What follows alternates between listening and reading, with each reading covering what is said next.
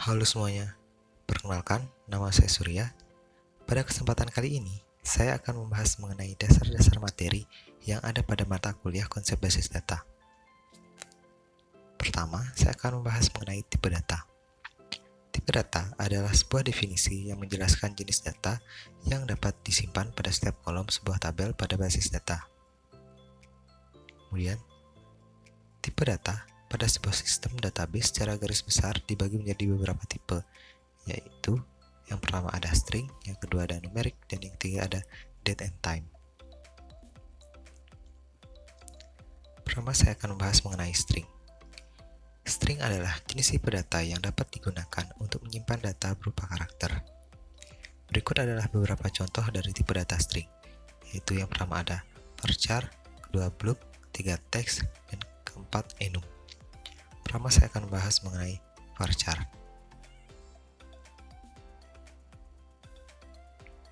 Varchar adalah sebuah tipe data string yang dapat digunakan untuk menyimpan karakter yang dimana dapat berupa huruf, angka, ataupun karakter spesial. Kemudian blob. Blob adalah tipe data yang digunakan untuk menyimpan data biner seperti gambar, suara, dan lain sebagainya. Kemudian teks. Teks adalah tipe data yang digunakan untuk menyimpan data berupa teks. Kemudian yang keempat, enum. Enum adalah sebuah tipe data yang dapat digunakan untuk menyimpan beberapa nilai berbeda berupa string yang dimana setiap nilai tersebut akan dapat dipilih sesuai nilai yang diinginkan. Kemudian kita masuk ke tipe data selanjutnya, yaitu numerik. Numerik adalah jenis tipe data yang dapat digunakan untuk menyimpan data berupa angka.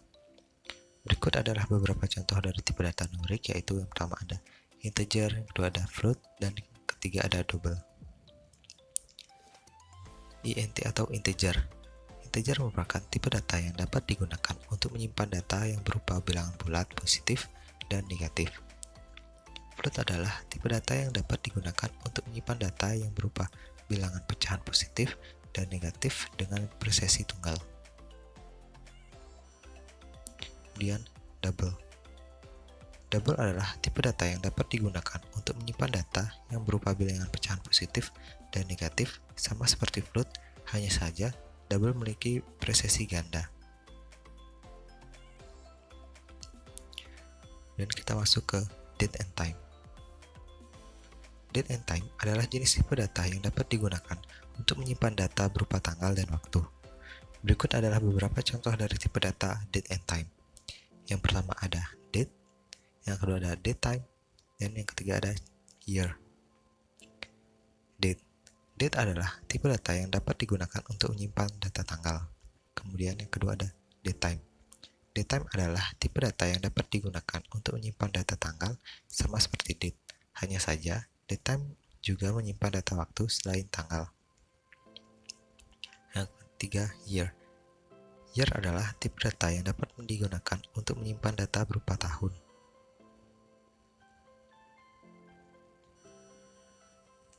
Kemudian kita akan bahas mengenai komponen-komponen yang ada pada basis data.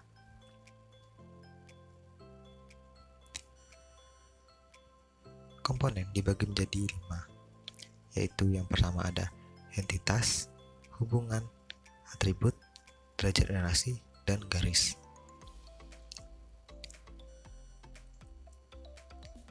Pertama saya akan membahas mengenai entitas. Entity atau entitas yaitu suatu objek yang dapat dibedakan dari lainnya yang dapat diwujudkan dalam basis data. Pengertian lainnya menurut Brady dan Belonam 2010, entitas adalah objek yang menarik di bidang organisasi yang dimodelkan. Contohnya yaitu mahasiswa, kartu anggota perpustakaan, dan buku. Kemudian yang kedua ada hubungan. Suatu hubungan adalah hubungan antara dua jenis entitas dan direpresentasikan sebagai garis lurus yang menghubungkan dua entitas. Contohnya yaitu mahasiswa mendaftar sebagai anggota perpustakaan, relasinya adalah mendaftar. Dan yang ketiga ada atribut. Atribut memberikan informasi lebih rinci tentang jenis entitas. Atribut dibagi menjadi 5, yaitu yang pertama ada atribut key, kemudian atribut simple, 3 ada atribut multi-value, 4 ada atribut composite, dan yang terakhir ada atribut derivatif. Pertama, atribut key. Atribut key adalah satu atau gabungan dari beberapa atribut yang dapat membedakan semua baris data dalam tabel secara unik. Dikatakan unik jika pada atribut yang dijadikan key tidak boleh ada baris data dengan nilai yang sama. Contohnya yaitu nomor pokok mahasiswa, NIM, dan nomor pokok lainnya. Kemudian ada atribut simple. Atribut simple adalah atribut yang bernilai automatic, tidak dapat dipecah atau dipilah lagi. Contohnya yaitu alamat, penerbit, tahun terbit, ataupun judul buku.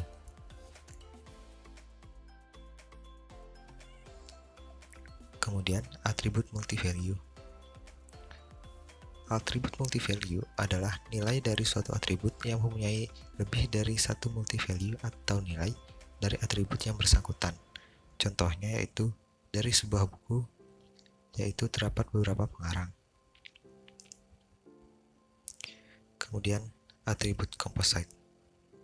Atribut composite adalah suatu atribut yang terdiri dari beberapa atribut yang lebih kecil yang mempunyai arti tertentu yang masih bisa dipecah lagi atau mempunyai sub-atribut. Contohnya itu dari entitas nama yaitu nama depan, nama tengah, dan nama belakang. Kemudian ada atribut derivatif. Atribut derivatif adalah atribut yang tidak harus disimpan dalam database. Contohnya yaitu total, atau atribut yang dihasilkan dari atribut lain atau dari suatu relationship. Atribut ini dilambangkan dengan bentuk oval yang bergaris putus-putus. Selanjutnya saya akan membahas mengenai derajat relasi. Derajat relasi ini bertujuan untuk menjelaskan jumlah maksimum hubungan antara satu entitas dengan entitas lainnya. Derajat relasi dibagi menjadi 3, yaitu yang pertama ada one-to-one, one-to-many, dan many-to-many. Relasi one-to-one yaitu setiap entitas pada himpunan entitas A berhubungan paling banyak dengan satu entitas pada himpunan entitas B. Begitu pula sebaliknya. Kemudian, relasi one-to-many. Relasi one-to-many yaitu setiap entitas pada himpunan entitas A dapat berhubungan dengan banyak entitas pada himpunan entitas B. Tetapi, setiap entitas pada entitas B dapat berhubungan dengan satu entitas pada himpunan A. Kemudian, relasi many-to-many. Relasi many-to-many yaitu setiap entitas pada himpunan entitas A dapat berhubungan dengan banyak entitas pada himpunan entitas B, begitu pula sebaliknya.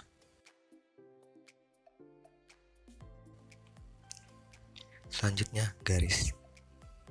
Garis berfungsi untuk menghubungkan atribut dengan entitas dan entitas dengan relasi, sehingga menggambarkan diagram tersebut seperti memiliki alur. Selanjutnya kita masuk ke ERD atau Entity Relationship Diagram. ERD merupakan suatu model untuk menjelaskan hubungan antara data dalam basis data berdasarkan objek-objek dasar data yang mempunyai hubungan antar relasi. ERD untuk memodelkan struktur data dan hubungan antara data. Untuk menggambarkan digunakan beberapa notasi dan simbol. Menurut salah satu ahli, Brady dan Lonan, 2010, Entity Relationship Diagram atau ERD merupakan teknik yang digunakan untuk memodelkan kebutuhan data dari suatu organisasi. Biasanya oleh sistem analisis dalam tahap analisis persyaratan proyek pengembangan sistem. Sementara, seolah-olah teknik diagram atau alat peragaan memberikan dasar untuk desain database relational yang mendasari sistem informasi yang dikembangkan. ERD bersama-sama dengan detail pendukung merupakan model data yang dapat gilirannya digunakan sebagai spesifikasi untuk database.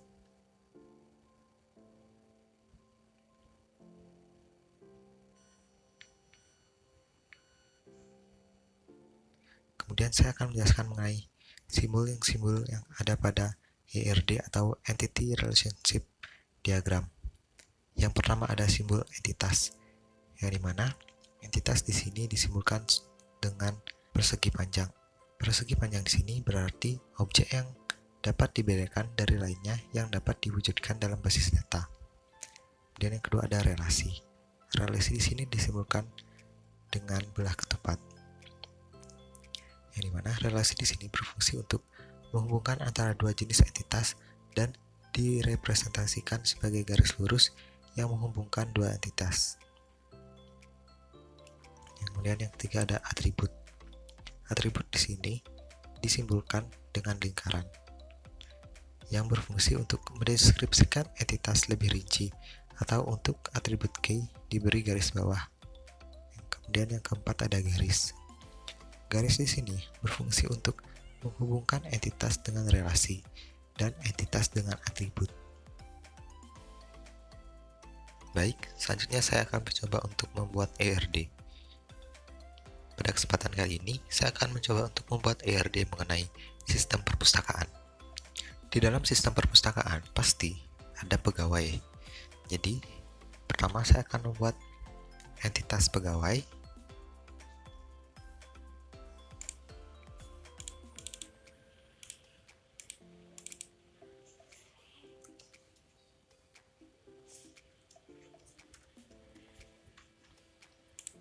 Kemudian, dalam entitas pegawai ini, saya akan membuat beberapa atribut, yaitu pertama ada ID pegawai,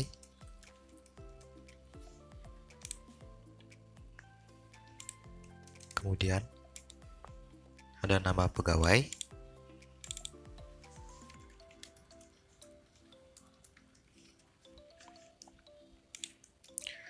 selanjutnya ada alamat pegawai,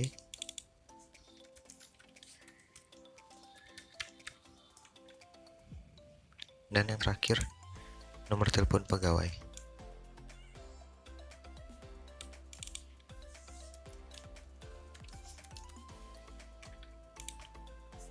Kemudian di dalam perpustakaan sudah pasti nantinya akan ada buku. Sini saya akan membuat entitas buku.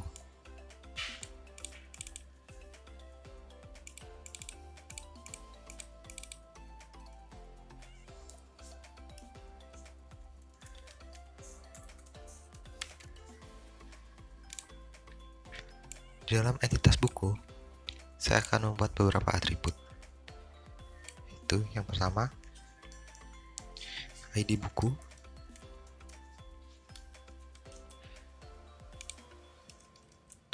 kemudian jenis buku,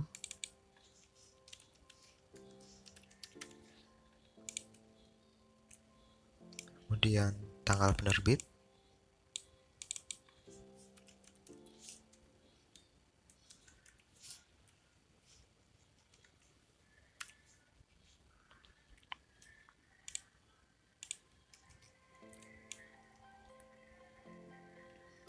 selanjutnya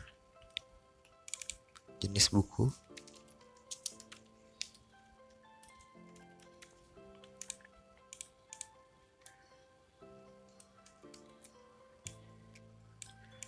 dan yang terakhir penulis.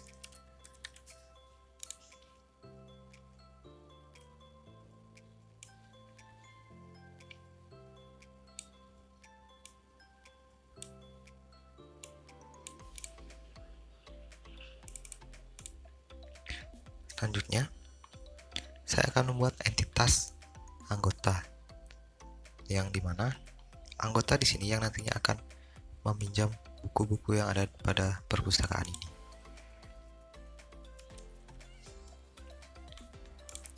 Kemudian di dalam entitas anggota akan ada beberapa atribut. Yang pertama, saya akan membuat ID anggota.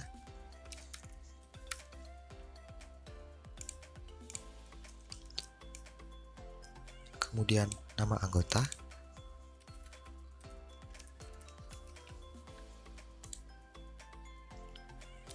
kemudian alamat anggota,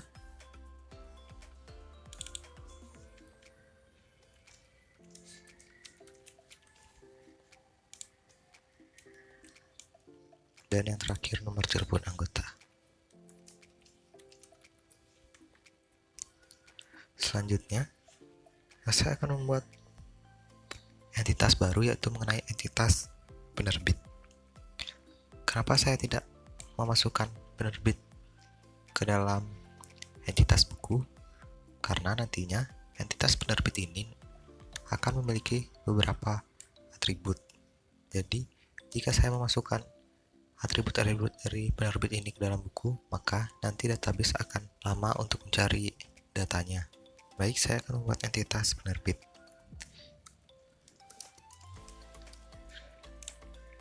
Kemudian, saya akan membuat beberapa atribut di dalam entitas penerbit ini. Pertama ada ID penerbit,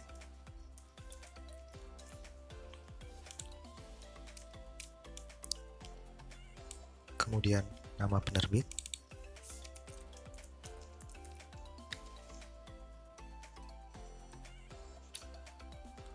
kemudian alamat penerbit,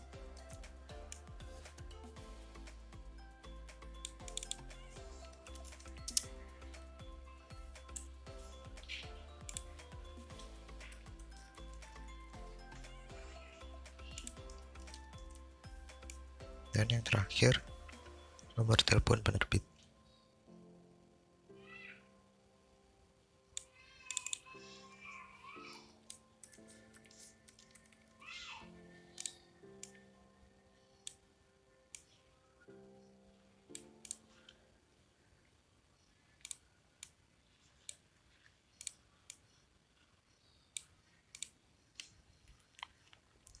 Selanjutnya, saya akan membuat entitas baru, yaitu mengenai entitas supplier. Yang dimana entitas supplier ini nantinya yang akan mengirimkan atau memberi buku-buku kepada perpustakaan. Baik, saya akan membuat entitas supplier. Kemudian, di dalam entitas supplier ini nantinya akan ada beberapa atribut. Yaitu, pertama saya akan membuat ID supplier, kemudian nama supplier,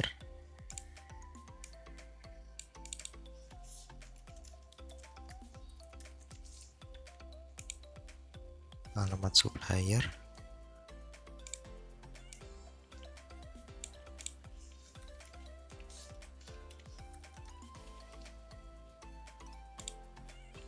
dan nomor telepon supplier.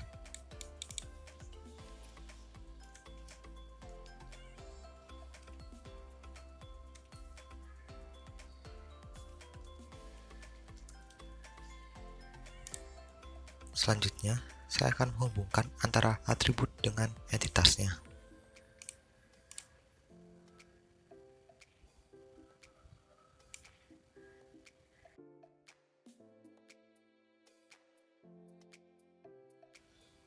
Baik, selanjutnya saya akan mencoba untuk membuat relasi antara entitas satu dengan entitas lainnya. Saya akan membuat hubungan antara anggota dengan buku. Yang dimana anggota di sini nantinya akan meminjam buku-buku yang ada pada perpustakaan. Jadi, relasi antara buku dan anggota yaitu meminjam.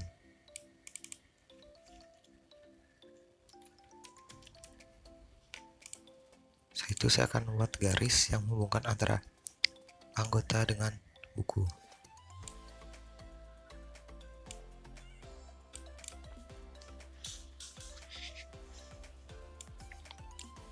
Selanjutnya, saya akan membuat relasi antara buku dengan pegawai, yang dimana nantinya buku ini akan didata oleh pegawai. Jadi, relasi yang ada pada buku dan pegawai yaitu saya akan membuat mendata. Kemudian saya akan membuat relasinya.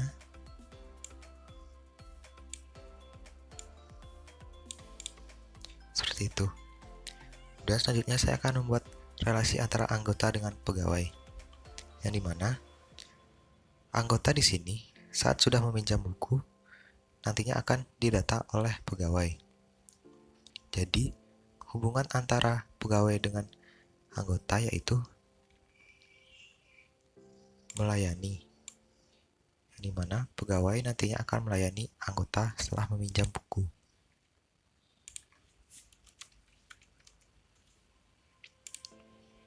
Selanjutnya saya akan membuat garis untuk menghubungkan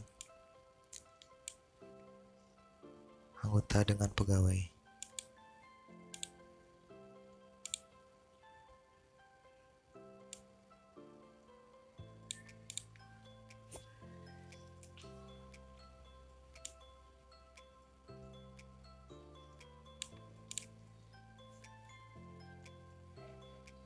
Kemudian selanjutnya saya akan hubungkan antara buku dengan supplier dan buku dengan penerbit. Pertama, saya akan hubungkan buku dengan supplier. Yang dimana peran supplier di sini yang nantinya akan memberikan atau mensuplai buku yang ada pada perpustakaan ini. Jadi hubungan antara buku dengan supplier yaitu sebagai pemberi buku atau pengirim buku.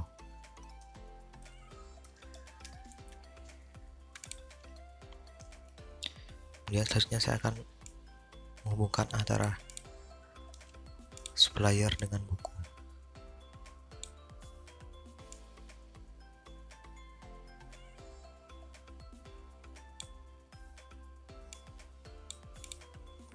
Selanjutnya saya akan hubungkan antara buku dengan penerbit.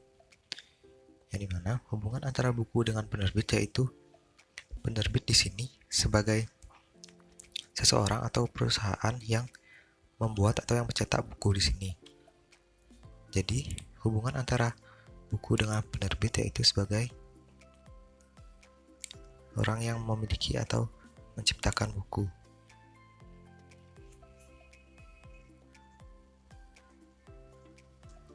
Sini saya akan buat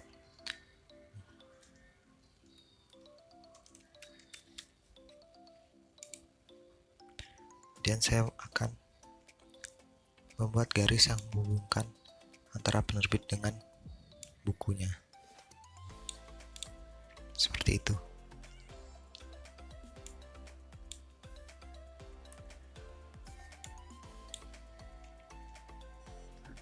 Kemudian saya akan menjelaskan mengenai derajat relasi yang ada pada entitas satu dengan entitas lainnya. Itu pertama saya akan menjelaskan mengenai anggota dengan buku. Mana relasi di antara anggota dengan buku yaitu memiliki relasi many to many.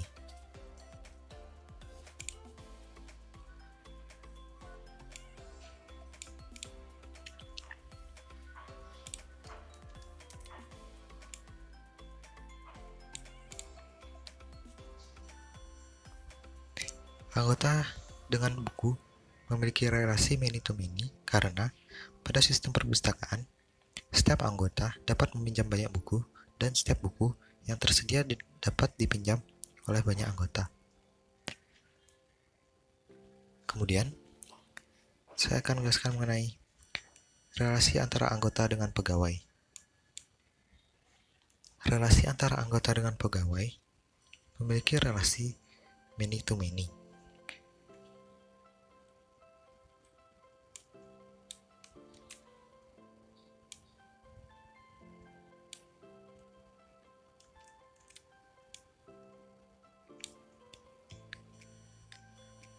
Relasi antara anggota dan pegawai memiliki relasi many to many karena pada sistem perpustakaan, setiap anggota dapat dilayani oleh banyak pegawai, dan setiap pegawai dapat melayani banyak anggota. Selanjutnya, saya akan menjelaskan mengenai relasi antara pegawai dan buku. Di sini, relasi antara pegawai dan buku memiliki relasi many to many.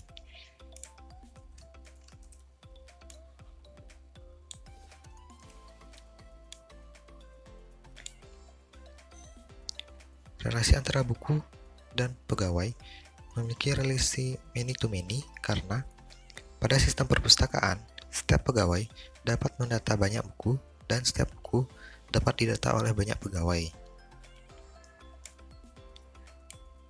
Kemudian, saya akan membuat relasi antara supplier dengan buku.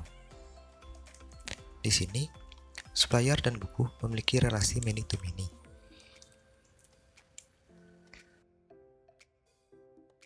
Buku dan supplier memiliki relasi many to many karena pada setiap perpustakaan, setiap buku dapat dikirim atau diberi oleh banyak supplier, sedangkan setiap supplier dapat memberi atau mengirimkan banyak buku.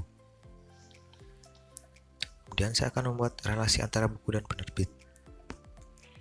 Relasi antara penerbit dan buku memiliki relasi one to many.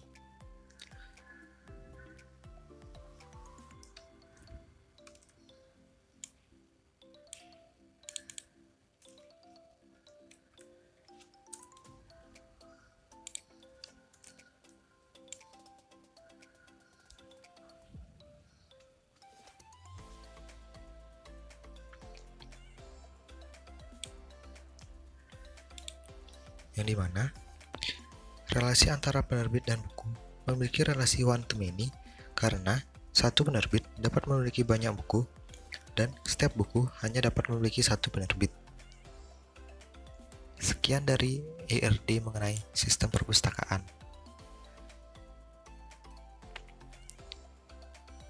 Kemudian PDM. PDM atau Physical Data Model merupakan model yang menggunakan sejumlah tabel untuk menggambarkan data serta hubungan antara data-data tersebut. Setiap tabel mempunyai sejumlah kolom di mana setiap kolom memiliki nama yang unik. PDM merupakan gambaran secara detail basis data dalam bentuk fisik. Penggambaran rancangan PDM memperlihatkan struktur penyimpanan data yang benar pada basis data yang digunakan sesungguhnya. Baik, selanjutnya saya akan mencoba untuk membuat PDM mengenai perpustakaan. Pertama, saya akan membuat tabel mengenai pegawai.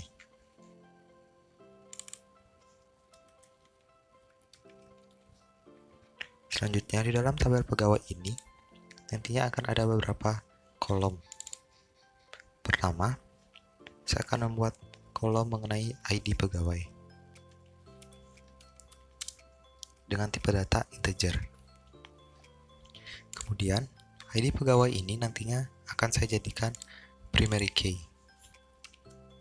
Yang dimana primary key ini nantinya akan menandakan keunikan dari ID pegawai. Artinya, ID pegawai data 1 dengan ID pegawai data 2 akan berbeda. Selanjutnya, saya akan membuat kolom lagi mengenai nama pegawai.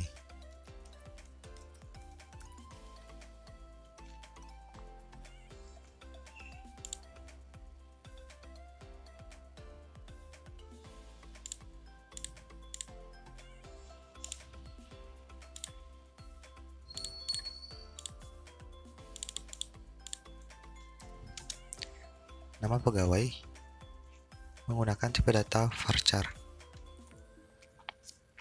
dengan jumlah digit 50. Selanjutnya, saya akan membuat kolom lagi mengenai alamat pegawai.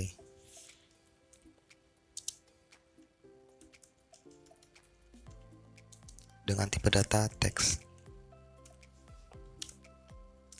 Selanjutnya, saya akan membuat kolom lagi mengenai nomor telepon pegawai.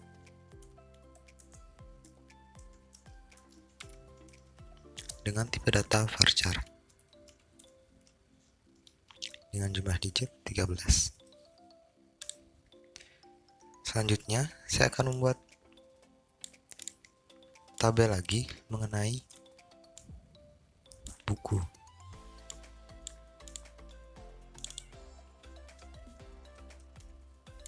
Seperti biasa, saya akan membuat ID buku. Kemudian dengan tipe data integer, dan ini akan saya jadikan primary key. Selanjutnya di dalam ID buku akan ada beberapa kolom lagi.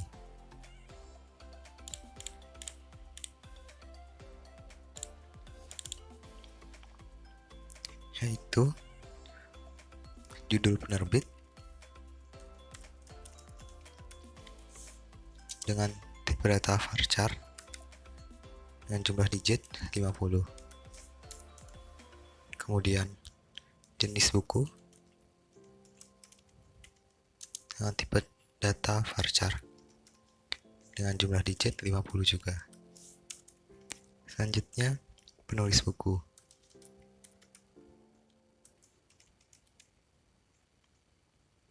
Dengan tipe data varchar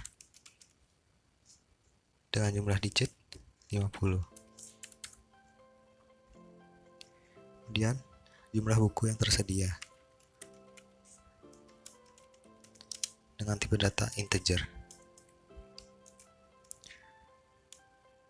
Kemudian saya akan buat tabel lagi, yaitu mengenai penerbit.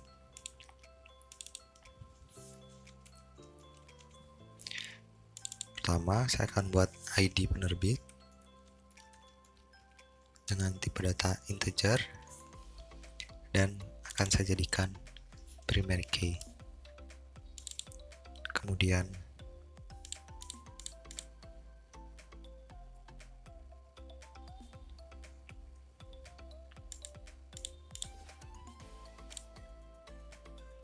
di dalam tabel penerbit saya akan buat kolom lagi mengenai nama penerbit, kemudian alamat penerbit, dan telepon penerbit.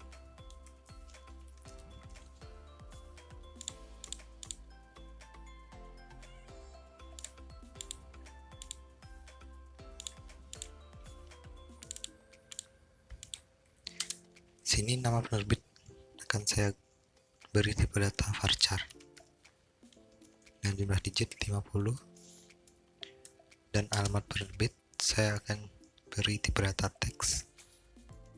Kemudian nomor telepon penerbit akan saya beri tipe data varchar dengan jumlah digit 13. Selanjutnya, tabel penerbit ini akan berhubungan dengan tabel buku, yang dimana pada tabel buku akan saya tambah lagi kolomnya, yaitu mengenai ID penerbit dengan tipe data integer. Kemudian di dalam tabel buku ini, ID penerbit akan saya jadikan version key, yang dimana version key ini nantinya akan berfungsi untuk menghubungkan ID penerbit pada tabel buku dengan ID penerbit pada tabel penerbit.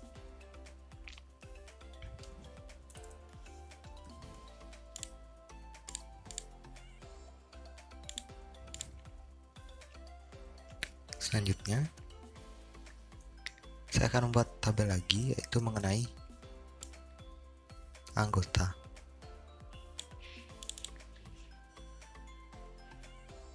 Anggota di sini nantinya yang akan meminjam buku-buku yang ada pada perpustakaan. Pertama, saya akan membuat kolom mengenai ID anggota dengan tipe data integer dan menjadikannya primary key. Kemudian di tabel anggota akan berisi beberapa kolom lagi, yaitu mengenai nama anggota, kemudian alamat anggota, dan telepon anggota.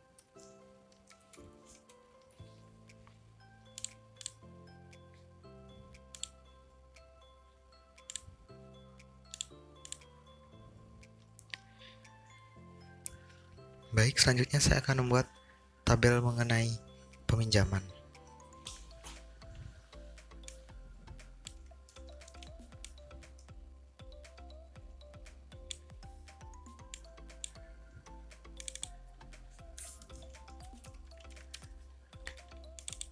Di dalam tabel peminjaman ini, pertama saya akan membuat kolom ID peminjaman dengan tipe data integer dan menjadikannya primary key. Kemudian di dalam tabel peminjaman ini juga saya akan menambahkan kolom mengenai ID pegawai dengan tipe data integer, kemudian ID anggota dengan tipe data integer, kemudian tanggal meminjamnya,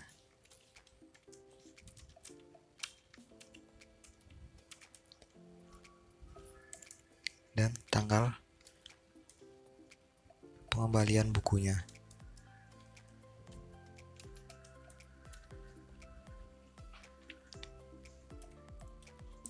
Sini saya akan menggunakan tipe data date, dan tanggal kembali juga akan menggunakan tipe data date. Kemudian ID pegawai ini nantinya akan berhubungan dengan ID pegawai yang ini. Jadi ID pegawai di sini akan saya jadikan version key, dan ID anggota di sini akan berhubungan dengan ID anggota yang di sini.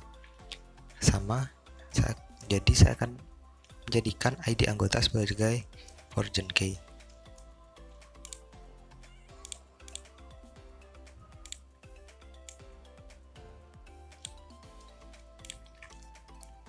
Selanjutnya, saya akan membuat tabel lagi mengenai detail peminjaman, yang dimana detail peminjaman ini nanti akan membedakan,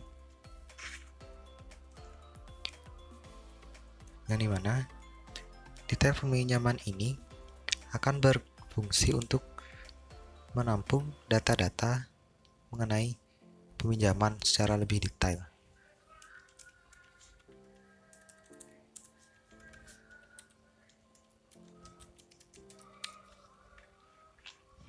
Kemudian pertama saya akan buat kolom mengenai ID detail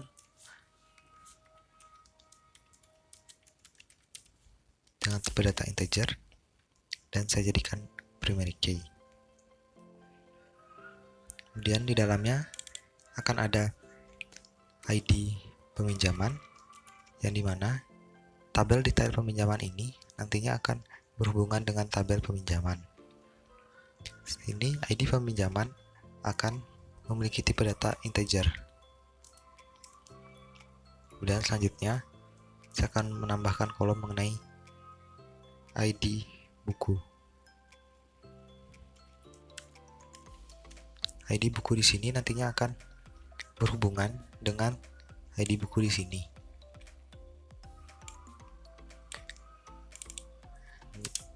ID buku di sini akan memiliki tipe data integer.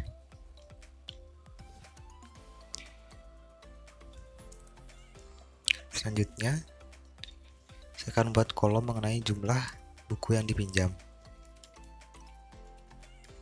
dengan tipe data integer.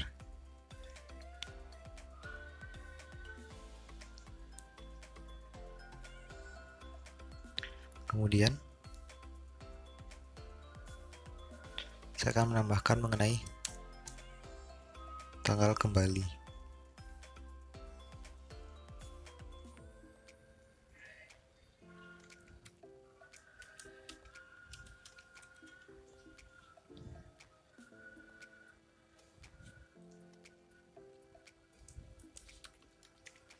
Tanggal kembali buku di sini akan berbeda dengan tanggal kembali yang ada pada tabel peminjaman, yang dimana kolom tanggal kembali pada tabel peminjaman yaitu tanggal mengenai kapan buku itu harus kembali, sedangkan kolom tanggal kembali buku pada tabel detail peminjaman yaitu mengenai kapan buku tersebut dikembalikan oleh anggota atau sang peminjam.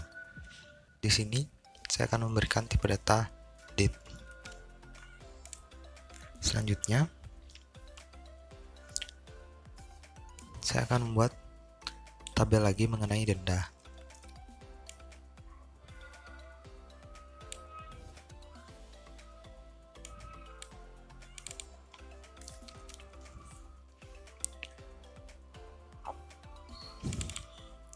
Pertama saya akan buat kolom mengenai ID denda dengan tipe data integer. Kemudian saya akan menambahkan kolom lagi mengenai ID detail peminjaman.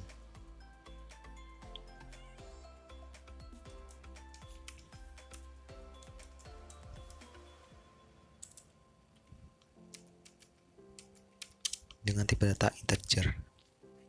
Di sini ID detail peminjaman akan berhubungan dengan ID detail peminjaman di sini.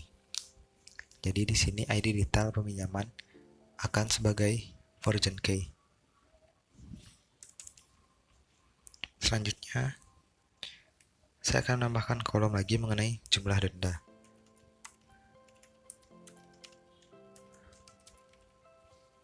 Dengan tipe data integer.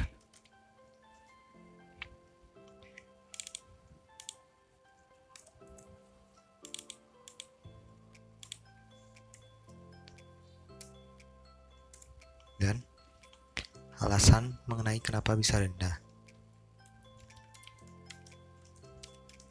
Dengan tipe data teks.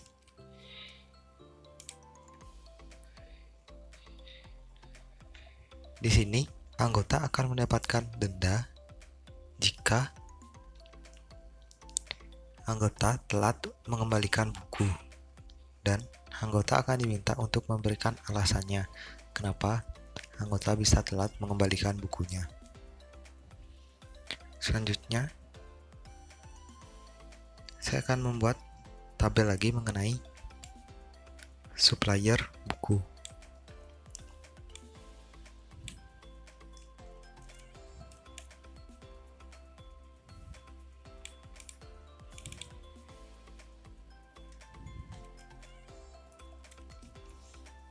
Supplier buku ini yang nantinya akan mengirimkan atau memberikan buku kepada perpustakaan. Seperti biasa, saya akan membuat kolom mengenai ID supplier dengan tipe data integer dan dijadikannya sebagai primary key. Kemudian di dalam supplier ini nantinya akan ada beberapa kolom lagi, yaitu yang pertama nama supplier dengan tipe data varchar dengan jumlah digit 50.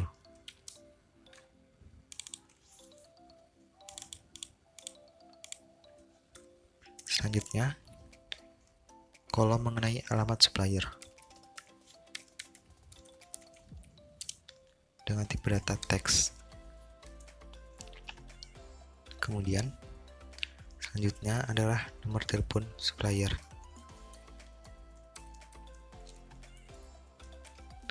dengan tipe data varchar dengan jumlah digit 13. Selanjutnya, saya akan membuat tabel lagi mengenai transaksi pembelian atau transaksi pembayaran pembelian buku pada perpustakaan ini.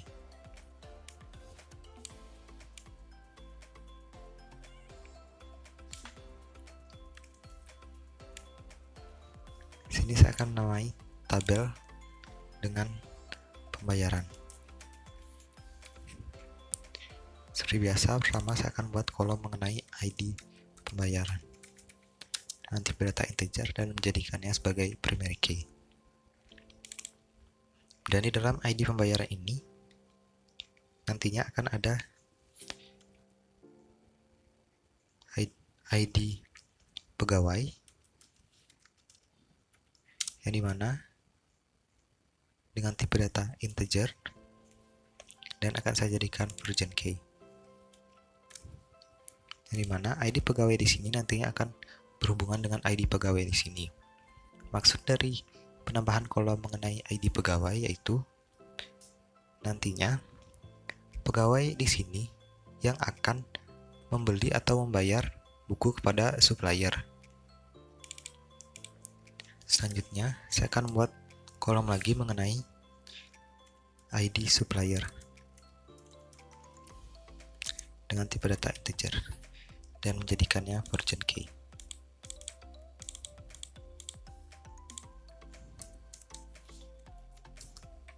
Di sini ID supplier akan berhubungan dengan ID supplier di sini.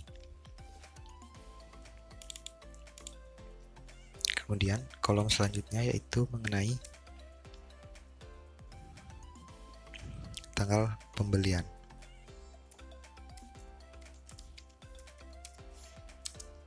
Dengan tipe data date.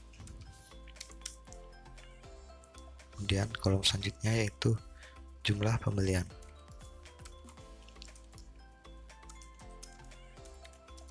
Dengan tipe data integer. Jumlah pembelian ini adalah berapa buku yang dibeli oleh perpustakaan. Kemudian kolom selanjutnya yaitu harga atau total harga dengan tipe data varchar 10. Total harga di sini nantinya akan dijumlah menggunakan sum.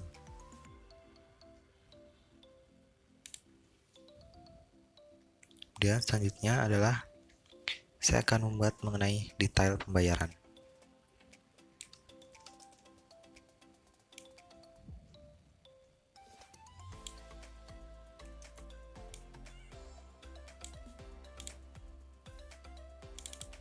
Dan saya akan beri nama detail pembayaran. Seperti biasa, saya akan membuat ID detail pembayaran.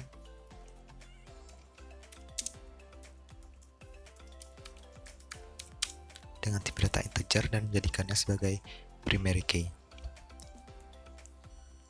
Kemudian di dalam ID detail pembayaran ini akan ada kolom lagi yaitu mengenai pertama ID pembayaran dengan tipe data integer dan menjadikannya sebagai foreign key karena nantinya ID pembayaran ini akan berhubungan dengan ID pembayaran di sini. Selanjutnya kolom mengenai nama buku dengan tipe data varchar dengan jumlah digit 50.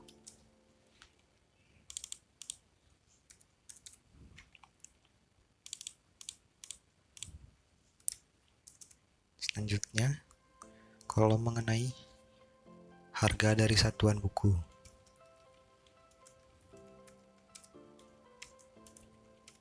Dengan tipe data varchar dengan jumlah digit 13. Kemudian, kolom selanjutnya yaitu mengenai jumlah beli atau jumlah pembelian buku dengan tipe data integer.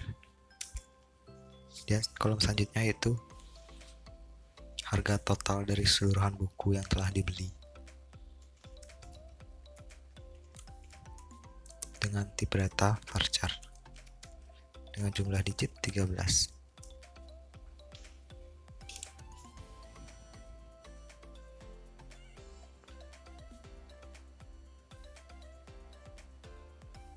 Selanjutnya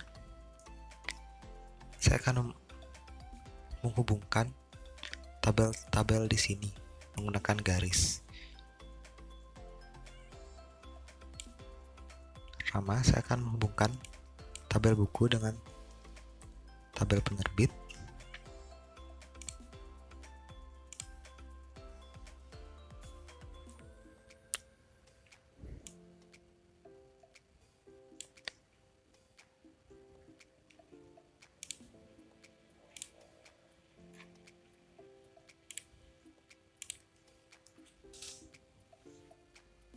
Setelah itu,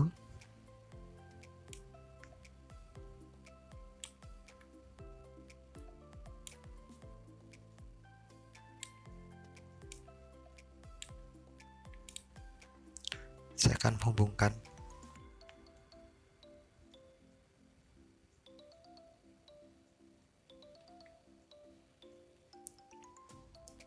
transaksi pembelian buku.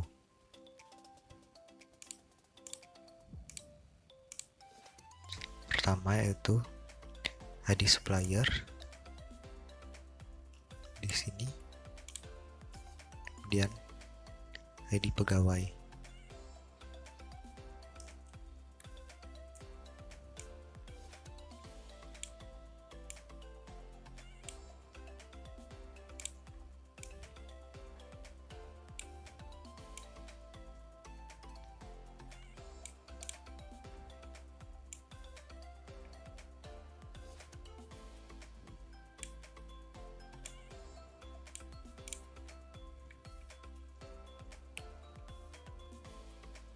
Kemudian ID pembayaran,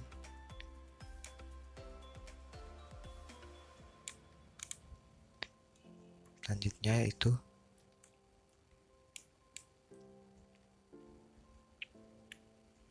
mengenai anggota yang meminjam buku.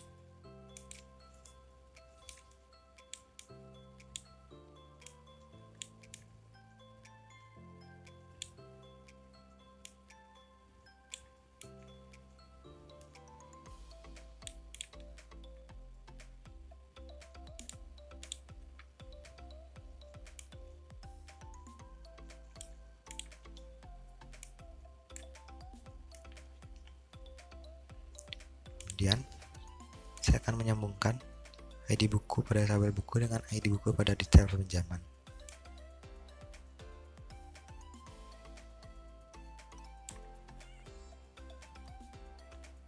Selanjutnya,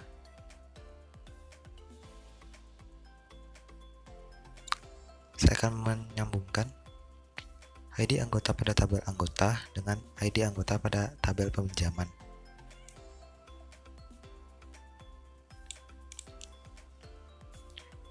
Dan menyambungkan ID pegawai pada tabel pinjaman dengan ID pegawai pada tabel pegawai.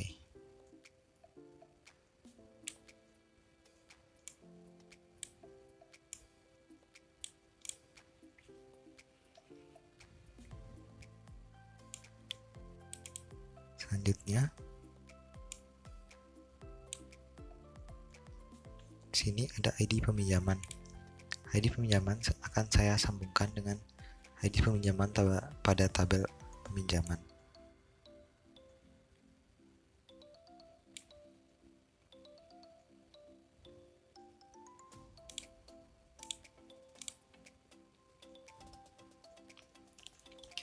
Kemudian denda. Di sini saya akan menyambungkan ID detail peminjaman pada tabel denda dengan ID peminjaman pada tabel detail peminjaman.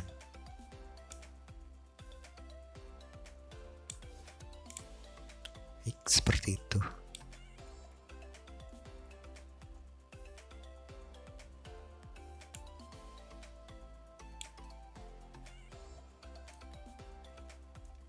Baik, seperti inilah PDM mengenai perpustakaan.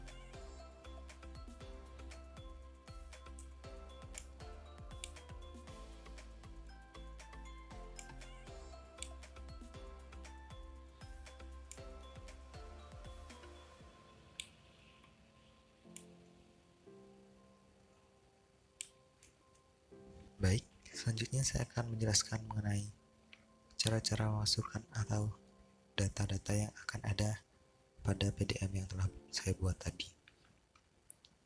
Di sini saya telah memiliki beberapa data yang telah saya masukkan ke dalam tabel dan kolom-kolom yang ada pada PDM yang saya buat tadi.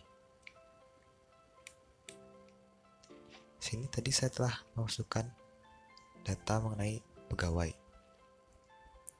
yang dimana pada PDM tadi tabel pegawai memiliki kolom yaitu ID pegawai, nama pegawai, alamat pegawai, dan nomor telepon pegawai. Di sini ID pegawai berperan sebagai primary key.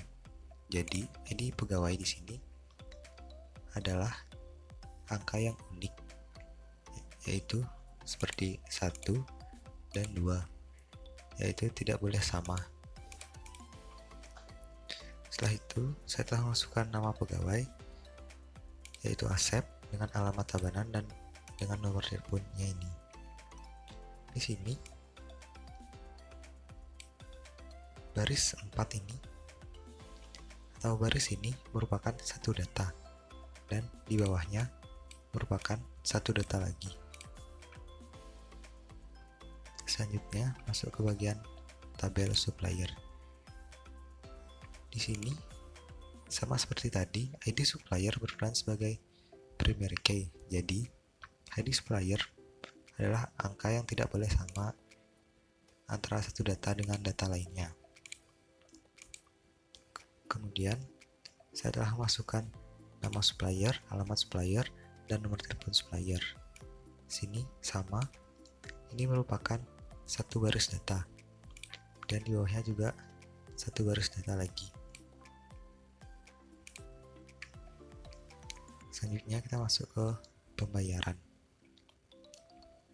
Di sini ID pembayaran berperan sebagai primary key, di mana ID pembayaran ini tidak boleh sama antara satu data dengan data lainnya. Kemudian ID pegawai. Di sini pada data yang pertama, pembayaran dilakukan oleh pegawai dengan ID pegawai 1, yaitu Asep. Kemudian ID supplier. Di sini supplier yang mengirimkan buku yaitu memiliki ID supplier 2, yaitu Mandi. Kemudian tanggal pembelian yaitu 9 bulan 12 tahun 2020, dan jumlah pembelian 2 dengan total harganya 100.000. Begitu pula dengan data di bawahnya. Selanjutnya kita masuk ke detail pembayaran. Pada detail pembayaran ini terdapat beberapa kolom, yaitu ID detail pembayaran, ID pembayaran, nama buku, harga satuan, jumlah beli, dan harga total.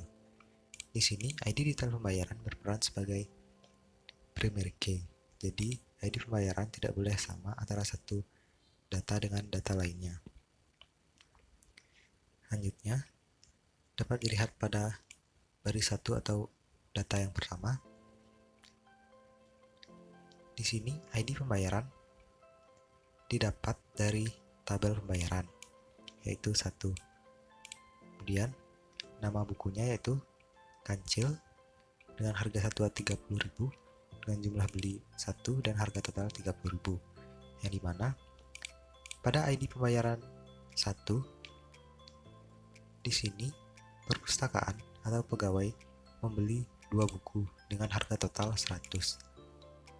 Jadi pada tabel detail pembayaran, kedua buku tersebut dibedakan, yaitu data yang pertama untuk buku yang pertama dan data yang kedua untuk buku yang kedua. Kemudian di bawahnya ID pembayaran ketiga dengan ID detail pembayaran yang ketiga dengan ID pembayaran yang kedua dari sini, dan pada tabel pembayaran ID pembayaran 2 membeli 1 buku. Jadi di sini hanya diinputkan 1 buku saja. Setelah itu kita masuk ke buku. Pada tabel buku terdapat kolom ID buku, ID penerbit, judul buku, jenis buku, penulis buku, dan jumlah buku. Setelah itu, di sini ID buku berperan sebagai primary key, jadi tidak boleh sama antara satu data dengan data lainnya. Setelah itu, ID penerbit. ID penerbit di sini didapatkan dari tabel penerbit di sini.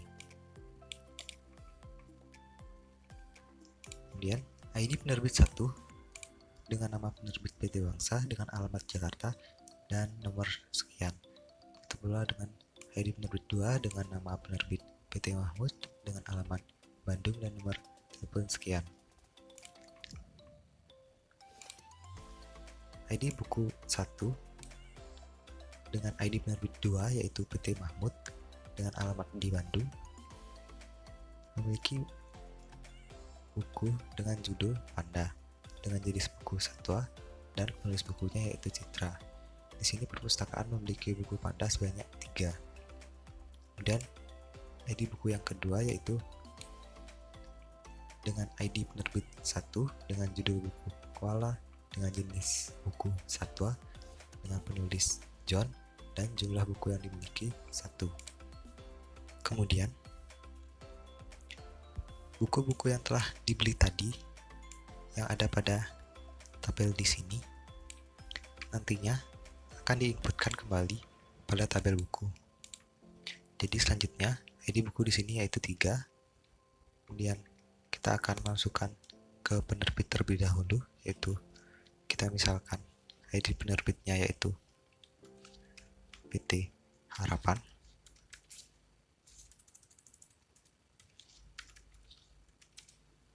Dengan alamat Bali dengan nomor telepon sekian. Kemudian di sini ID penerbitnya yaitu 3.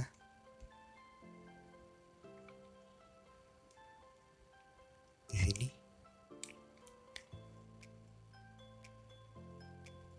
dengan nama bukunya yaitu Kancil dengan jenis bukunya satwa, penulisnya kita random saja yaitu Ina, dan jumlah bukunya yang dibeli tadi 1. Begitu pula dengan seterusnya. Selanjutnya kita masuk ke anggota. Di sini pada tabel anggota terdapat 4 kolom yaitu ID anggota, nama anggota, alamat anggota, dan nomor telepon anggota. Di sini ID anggota 1 dengan nama Nanda dengan alamat Tabanan dengan nomor sekian. Kemudian ID anggota 2 dengan nama Nando dengan alamat Denpasar dan dengan nomor telepon sekian. Setelah itu masuk ke tabel peminjaman. Pada tabel peminjaman, ID peminjaman ini berperan sebagai primary key. Kemudian ID peminjaman 1 yang dilayani oleh pegawai dengan ID 2 yaitu Joko, dengan yang meminjam buku yaitu memiliki ID 1 yaitu Nanda dengan tanggal meminjam tanggal 9 bulan 12 2020 dan tanggal buku yang harus dikembalikan yaitu tanggal 23 bulan 12 tahun 2020. Selanjutnya kita masuk ke data yang kedua. ID peminjaman 2 dilayani oleh Joko dengan ID anggota atau yang meminjam memiliki ID 2 yaitu Nando, dan yang meminjam pada tanggal 10 bulan 12 tahun 2020 dan harus mengembalikan buku tanggal 31 bulan 12 tahun 2020. Selanjutnya kita masuk ke detail peminjaman. Pada ID detail peminjaman, di sini ID 1 dengan ID peminjaman 1 dengan ID buku 1 yaitu yang meminjam buku Panda sebanyak 1 buah, dan kemudian ia mengembalikan pada tanggal 22 bulan 12 tahun 2020 yang dimana ia tidak melewati tanggal harus kembali di sini. Selanjutnya kita masuk ke ID detail peminjaman yang kedua. Di sini ID detail peminjaman kedua selanjutnya memiliki ID peminjaman 2 yang dilayani oleh yang dimana ia meminjam buku Koala dengan jumlah minjam 1 dan tanggal kembali buku, yaitu tanggal 1 bulan 1 tahun 2021, yang dimana ia telat mengembalikan. Jadi, ia akan mendapatkan denda. Dan kita sekarang masuk ke tabel denda. Di sini, pada ID denda yang pertama, dengan ID detail peminjaman yang kedua, karena ID detail peminjaman 2, anggotanya melewati batas waktu pengembalian buku. Kemudian di sini jumlah dendanya dituliskan nominal yang akan dikenakan, yaitu 20.000. Selanjutnya, alasan denda.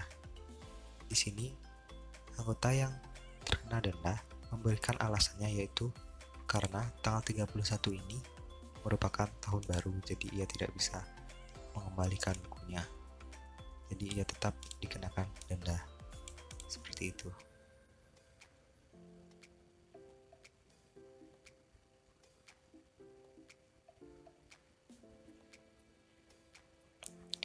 Baik, selanjutnya saya akan membahas mengenai database. Database adalah koleksi sistematis dari suatu data. Database berfungsi untuk memudahkan manajemen data.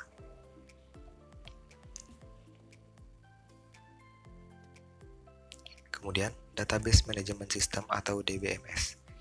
DBMS merupakan software yang digunakan dalam memanajemen sebuah database.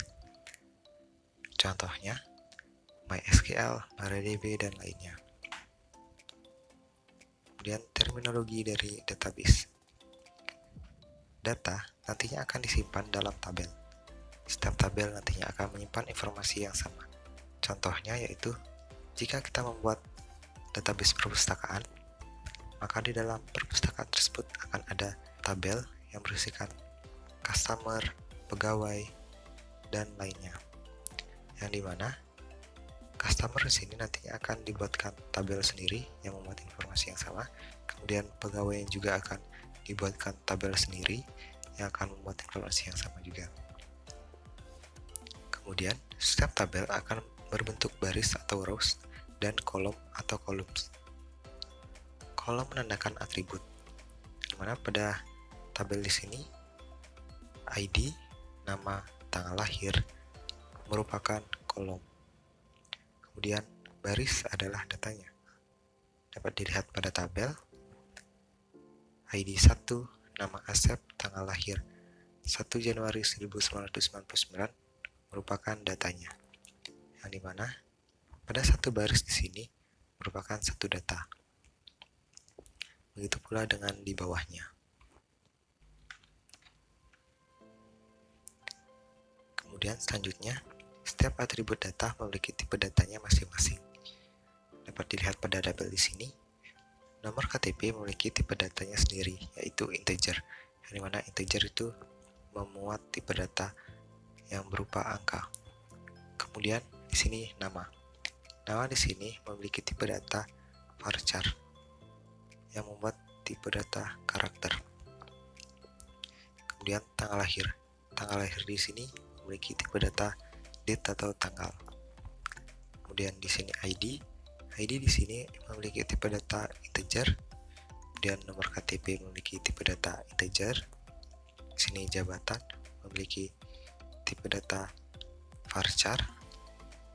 Kemudian status di sini memiliki tipe data integer. Kemudian setiap tabel memiliki kolom yang menandakan keunikan dari data yang disebut primary key. Dapat dilihat pada tabel di sini, nomor KTP berperan sebagai primary key karena setiap orang hanya memiliki satu nomor KTP. Jadi, nomor KTP ini merupakan nomor yang unik dan dapat digunakan sebagai primary key. Kemudian, setiap tabel dapat saling berhubungan dengan atribut yang disebut foreign key. Dapat dilihat pada tabel di sini, nomor KTP ini berperan sebagai foreign key, yang dimana nomor KTP ini yang nantinya akan menyambungkan tabel jabatan di sini dengan tabel nama di sini.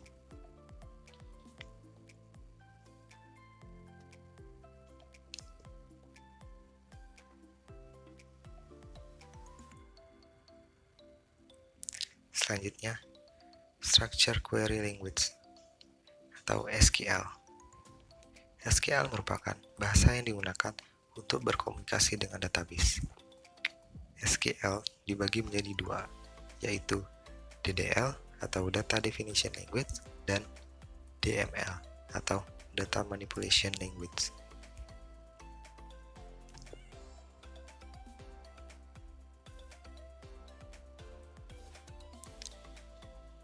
Yang pertama, saya akan membahas mengenai Data Definition Language. Data Definition Language atau DDL merupakan bahasa atau perintah pada SQL yang digunakan untuk mendefinisikan data seperti menulis, menghapus, dan mengatur atau mengubah data. Perintah-perintah yang ada pada komponen DDL yaitu sebagai berikut. Yang pertama ada create, yang kedua drop, dan yang ketiga ada alter.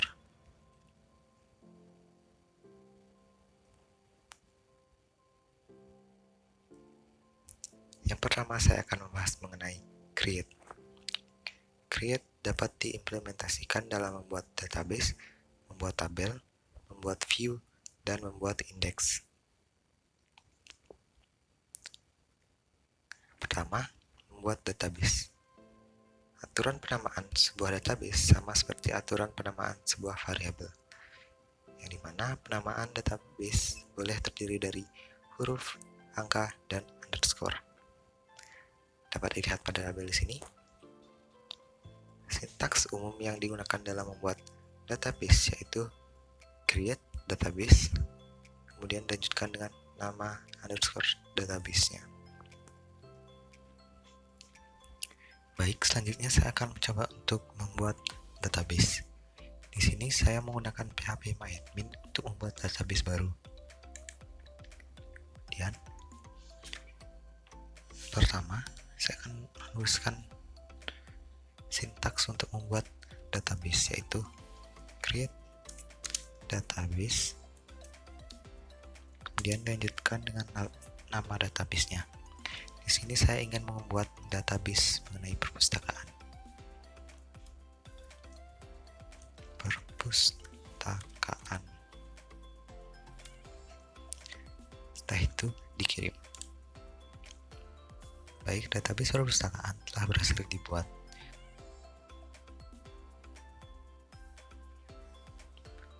Kemudian yang selanjutnya, membuat tabel. Sintaks create tabel dapat digunakan dalam membuat tabel.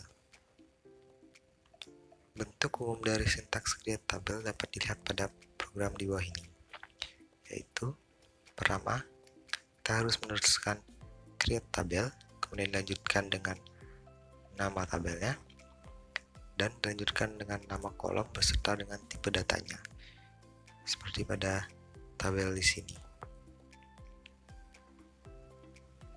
Baik, selanjutnya saya akan membuat tabel baru di dalam database perpustakaan. Pertama, saya menuliskan sintaksnya yaitu create tabel, dilanjutkan dengan nama tabelnya, itu saya ingin membuat tabel pegawai, dibuka dengan kurung muka. Kemudian saya akan membuat kolomnya, yaitu yang pertama ada ID pegawai dengan tipe data integer dengan jumlah digit yaitu 3. Kemudian di sini ID pegawai tidak boleh kosong, jadi saya menambahkan not null. Kemudian saya membuat kolom nama pegawai. Ini saya menggunakan tipe data varchar dengan jumlah digit yaitu 50. Dan di sini tidak boleh kosong juga.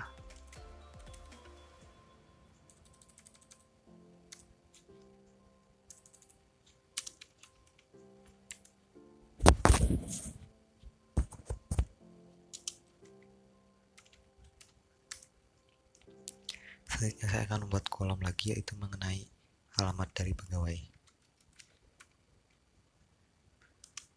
dengan tipe data teks dan tidak boleh kosong.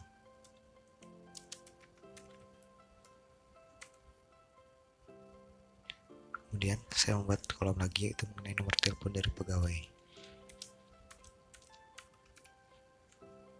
Saya menggunakan tipe data varchar dengan jumlah digit yaitu 13. Dan di sini tidak boleh kosong juga.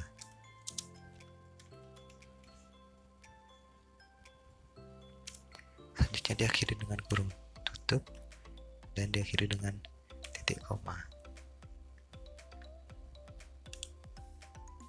Baik, di sini tabel telah berhasil ditambahkan pada database perpustakaan.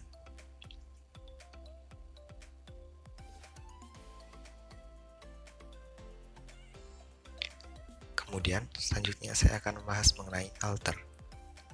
Perintah alter berfungsi untuk mengubah struktur tabel yang telah dibuat. Alter dapat mengubah nama tabel, menambah kolom, mengubah kolom, menghapus kolom, dan memberikan atribut pada kolom. Pertama, saya akan membahas mengenai penambahan kolom. Penambahan kolom dapat dilakukan dengan alter dengan menambahkan sintaks add setelah deklarasi alter tabel. Bentuk umumnya dapat dilihat pada program di bawah ini. Pertama, kita menuliskan alter tabel, dilanjutkan dengan nama tabel, dilanjutkan dengan add, dan kemudian menambahkan nama kolom dan data type-nya atau tipe datanya. Selanjutnya,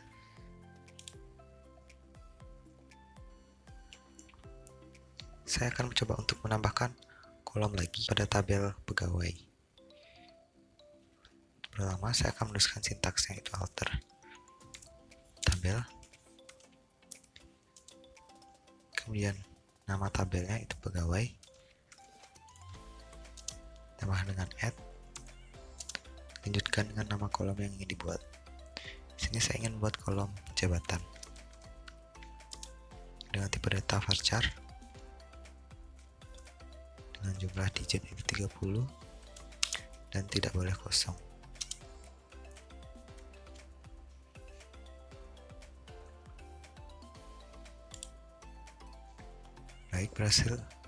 Baik, kolom telah berhasil ditambahkan pada tabel pegawai.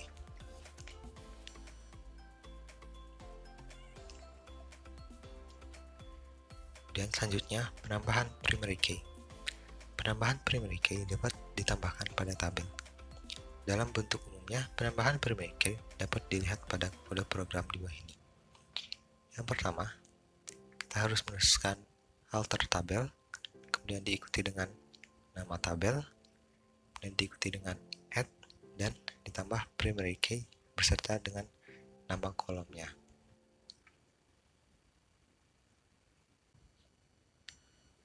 Selanjutnya, saya akan menambahkan primary key di dalam tabel pegawai.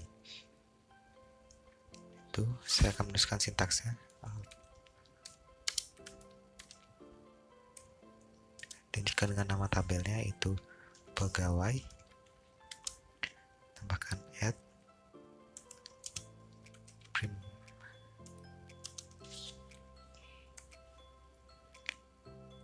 kemudian ditambahkan dalam kurung nama kolom yang ingin dijadikan primary key.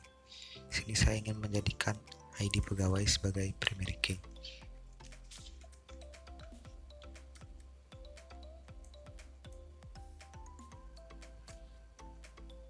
Diakhiri dengan titik koma.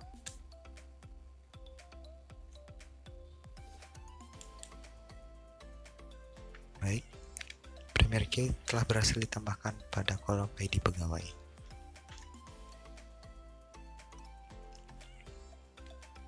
Kemudian selanjutnya, penghapusan primary key.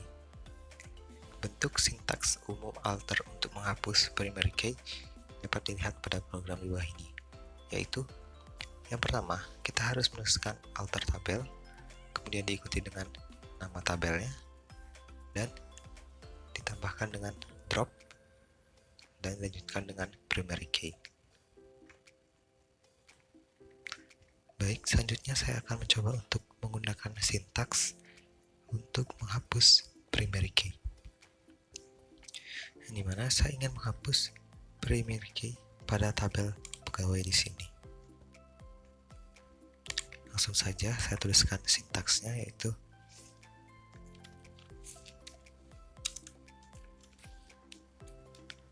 kemudian nama tabelnya,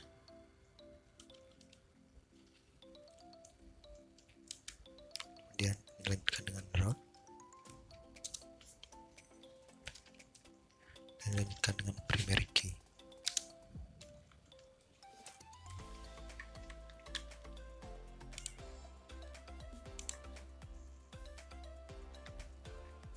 Baik, primary key pada tabel pegawai telah berhasil dihapus. Sekarang kita akan coba melihatnya.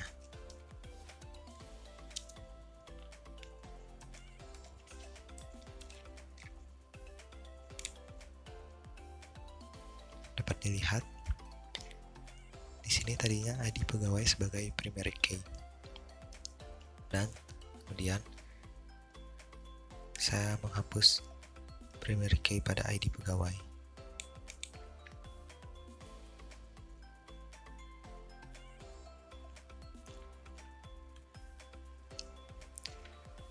Kemudian, menghapus field atau kolom. Alter dapat digunakan untuk menghapus field atau kolom pada sebuah tabel menggunakan drop kolom. Bentuk umum dari alter untuk menghapus field atau kolom dapat dilihat pada program ini. Yang pertama, kita harus menuliskan alter tabel, kemudian diikuti dengan nama tabel, kemudian diikuti dengan drop kolom, dan diikuti dengan nama kolomnya. Selanjutnya, saya akan mencoba untuk menggunakan sintaks untuk menghapus field atau kolom. Pertama, saya menuliskan sintaksnya, yaitu kemudian nama tabelnya, yaitu di sini saya ingin menghapus kolom yang ada pada tabel pegawai. Kemudian lanjutkan dengan drop kolom, lanjutkan dengan nama kolom yang ingin dihapus. Di sini saya ingin menghapus kolom halaman.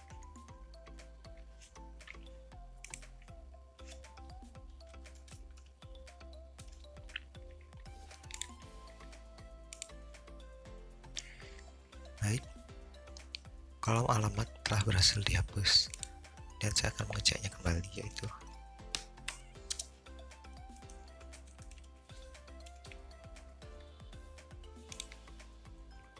dapat dilihat kolom alamat telah terhapus.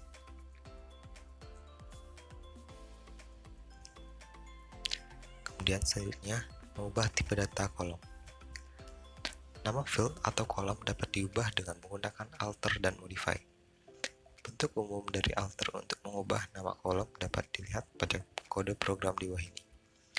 Yang pertama, kita harus menuliskan alter tabel, kemudian diikuti dengan nama tabel, dan ditambahkan modify, dan diikuti dengan nama kolom tipe data yang baru.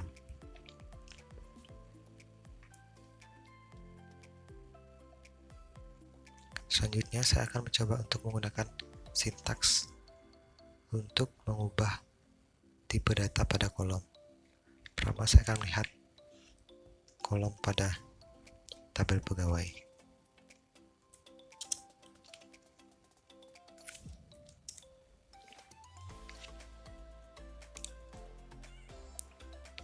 Dapat dilihat di sini. Kemudian saya akan mengubah tipe data dari nama pegawai. Langsung saja ke sintaksnya, yaitu alter tabel, lanjutkan dengan nama tabelnya, yaitu pegawai, lanjutkan dengan modify, nama kolomnya, yaitu nama pegawai, kemudian lanjutkan dengan tipe data yang baru. Di sini saya ingin menggunakan tipe data teks.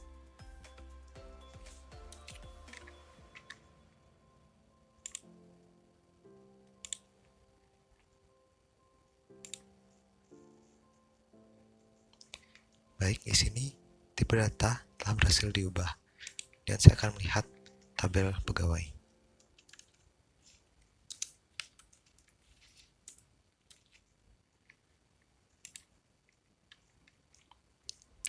Dapat dilihat di sini, kolom pegawai tipe datanya telah berhasil diganti yaitu menjadi teks.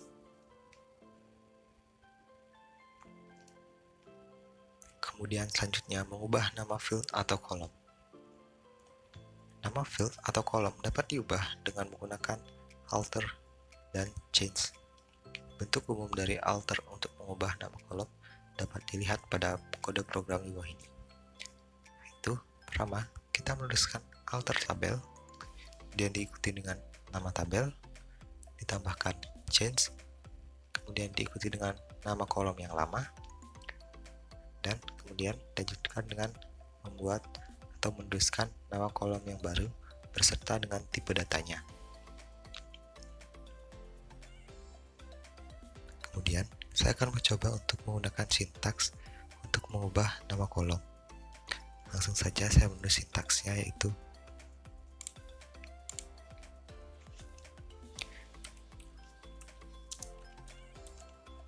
dan dilanjutkan dengan nama tabel, yaitu selanjutnya ditambahkan change,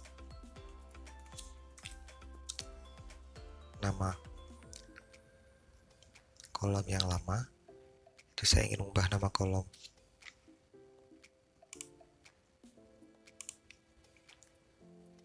nama pegawai di sini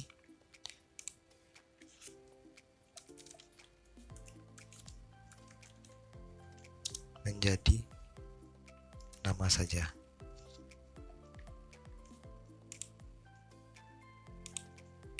Kemudian dilanjutkan dengan tipe datanya, yaitu saya akan mengganti tipe datanya menjadi varchar dengan digit 50.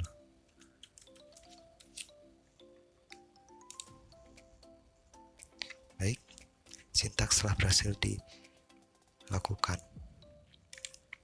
Kemudian saya akan melihat tabel pegawai.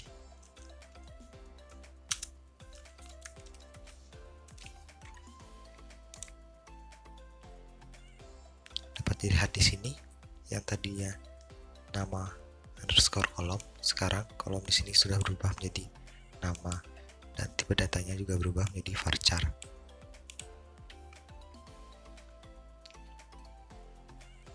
Kemudian pengubahan nama tabel. Nama tabel dapat diubah dengan menggunakan alter dan rename. Bentuk umum dari alter untuk mengubah nama tabel dapat dilihat pada kode program di bawah ini. Pertama, kita harus menuliskan alter tabel, kemudian diikuti dengan nama tabel yang lama, kemudian ditambahkan rename to, kemudian ditambahkan atau dilanjutkan dengan nama tabel yang baru. Selanjutnya, saya akan mencoba untuk mengganti atau mengubah nama tabel. Di sini saya ingin mengubah nama tabel dari tabel pegawai. Langsung saja saya menulis sintaksnya, yaitu alter tabel, lanjutkan dengan nama tabelnya yaitu pegawai, dan ditambahkan rename to, dan lanjutkan dengan nama tabel yang baru. Di sini saya ingin mengubah tabel pegawai menjadi tabel karyawan.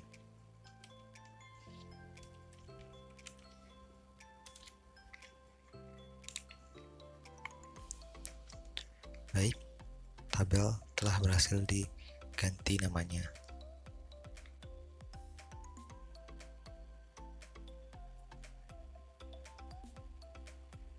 Kemudian, selanjutnya saya akan membahas mengenai drop. Sintaks drop digunakan untuk menghapus database, tabel, dan kolom. Perintah drop juga bisa digabungkan dengan perintah lainnya. Misalnya digabungkan dengan alter tabel yang nantinya akan bisa menghapus kolom atau sebuah primary key.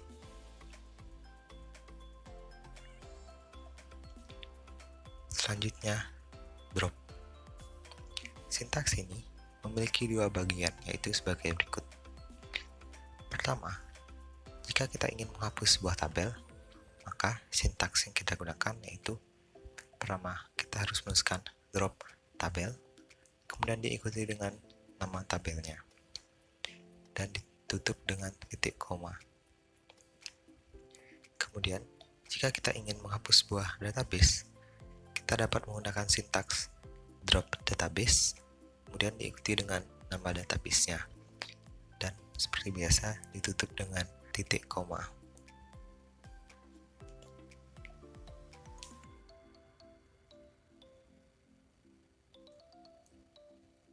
Baik, selanjutnya saya akan mencoba untuk menggunakan sintaks untuk menghapus tabel. Di sini saya ingin menghapus tabel karyawan dengan menggunakan sintaks drop tabel dan lanjutkan dengan nama tabelnya, yaitu karyawan.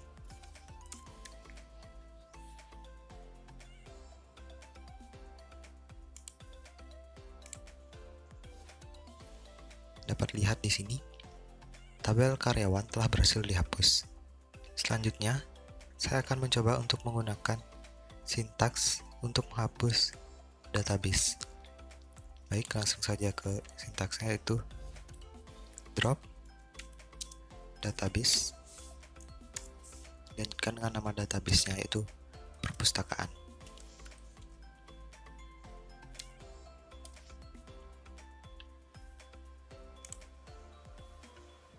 Dapat dilihat, database perpustakaan telah berhasil dihapus.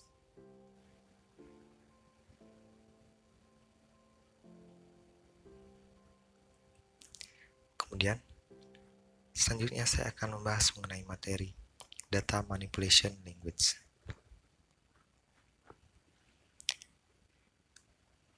Data Manipulation Language adalah salah satu bentuk query yang digunakan dalam MySQL dengan tujuan untuk memanipulasi data yang terdapat dalam tabel suatu database.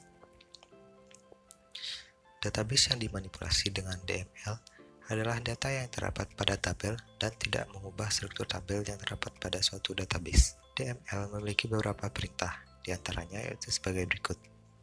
Yang pertama ada insert, yang kedua ada update, yang ketiga ada delete, dan yang keempat ada select. Pertama saya akan membahas mengenai insert. Insert adalah query DML yang berfungsi untuk menyisipkan data baru pada suatu tabel. Insert dapat digunakan untuk memasukkan data baru pada tabel dalam suatu database dan tidak memasukkan tabel baru pada suatu database. Berikut merupakan sintaks penggunaan insert. Yang pertama, kita harus menuliskan insert into, kemudian dilanjutkan dengan nama tabelnya, kemudian nama kolomnya yang pertama, kolom yang kedua, dan kolom yang ketiga. Dan ditambahkan value, dan kurung buka, petik, dilanjutkan dengan datanya atau value-nya yang ingin ditambahkan sesuai dengan kolomnya masing-masing. Kemudian data yang kedua sesuai dengan kolomnya, dan data yang ketiga sesuai dengan kolomnya juga. Dan diakhiri dengan kurung tutup, dan seperti biasa diakhiri dengan titik koma. Kemudian selanjutnya saya akan mencoba untuk menambahkan data pada tabel pegawai. Yaitu pertama, saya akan menuliskan sintaksnya, yaitu insert into, nama tabelnya itu pegawai, kemudian dalam kurung kolom-kolom yang ada, nama ada ID pegawai, kemudian nama pegawai,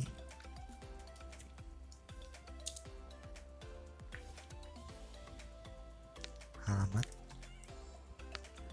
nomor telepon,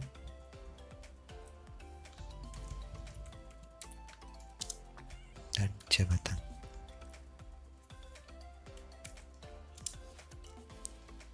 Kemudian ditambahkan value dalam kurung, value pertama menambahkan value dalam ID pegawai, yaitu di sini 1, kemudian value nama pegawai yaitu step, kemudian alamatnya itu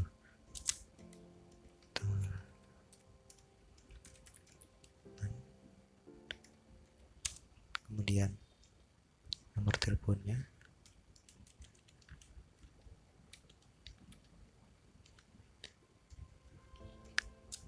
dan jabatannya yaitu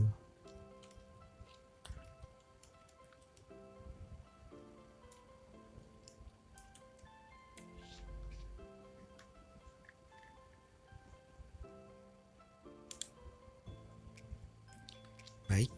Dapat dilihat data telah berhasil ditambahkan pada tabel pegawai. Dan saya akan mencek di tabel pegawai. Dapat dilihat di sini data telah berhasil ditambahkan.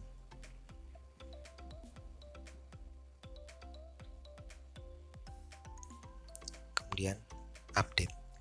Update adalah query DML yang berfungsi untuk mengubah data yang terdapat pada suatu tabel. Update dapat digunakan untuk mengubah data pada tabel dalam suatu database dan tidak mengubah susunan tabel pada suatu database. Dapat dilihat pada layar.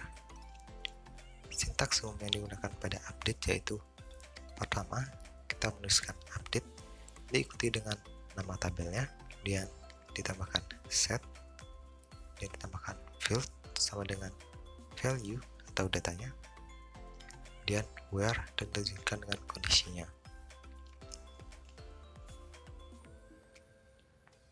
Baik, selanjutnya saya akan mencoba untuk menggunakan query update. Di sini saya ingin mengubah nomor telepon pada ID pegawai 2. Langsung saja. Pertama kita menuliskan sintaksnya yaitu update. Dilanjutkan dengan nama tabel yaitu pegawai. Dilanjutkan dengan set. Dilanjutkan dengan nama kolom yang datanya ingin diubah. Sini saya ingin mengubah nomor telepon. Kemudian sama dengan, dan dilanjutkan dengan nomor telepon yang ingin dimasukkan. Sebelumnya ditambahkan petik dan dilanjutkan dengan memasukkan nomor telepon yang baru.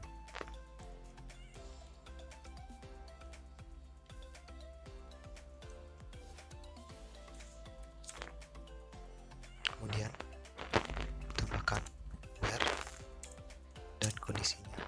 Di sini saya ingin mengubah nomor telepon pada ID pegawai 2.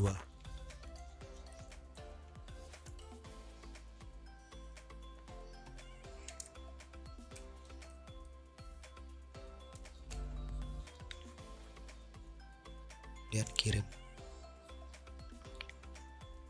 Selanjutnya kita lihat. Baik, ID pegawai 2, nomor teleponnya telah berubah.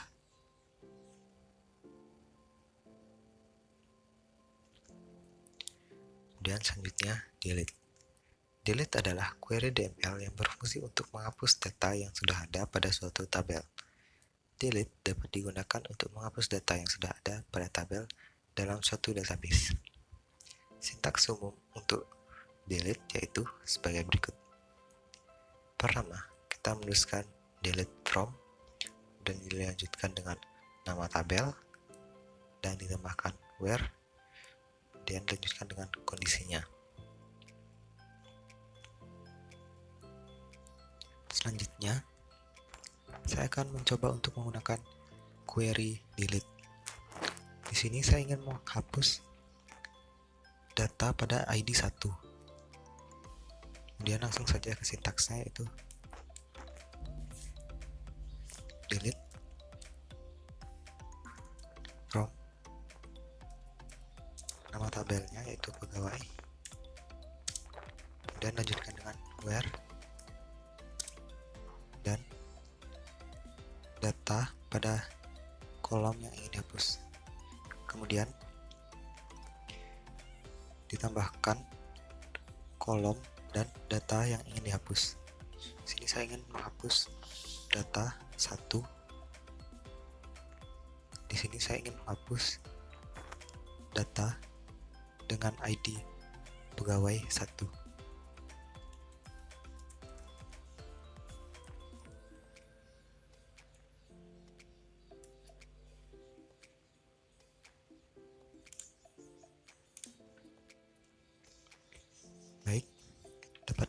Di sini,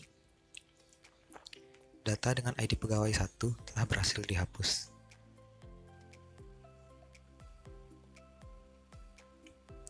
Selanjutnya ada select. Select adalah query DML yang berfungsi untuk mengambil data dari suatu tabel. Berikut merupakan sintaks dari select. Yang pertama, select bintang from nama tabel. Jika kita menggunakan select bintang from nama tabel, maka database akan menampilkan seluruh data yang ada pada tabel tersebut.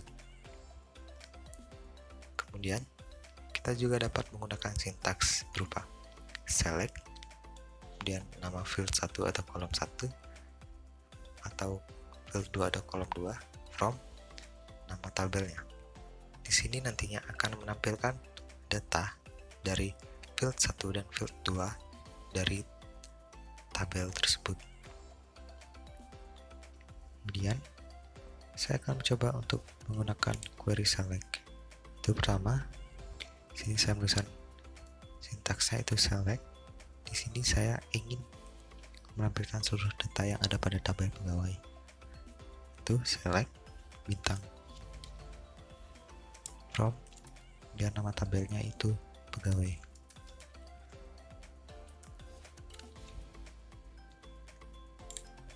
Dapat dilihat seluruh data yang ada pada tabel pegawai.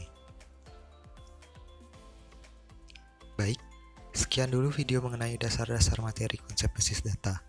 Kemudian, untuk lebih lengkap mengenai query beserta sintaksnya, saya akan menaruh link tersebut di deskripsi. Sekian, dan terima kasih telah menonton. Mohon maaf jika ada kesalahan dalam penyampaian. Terima kasih.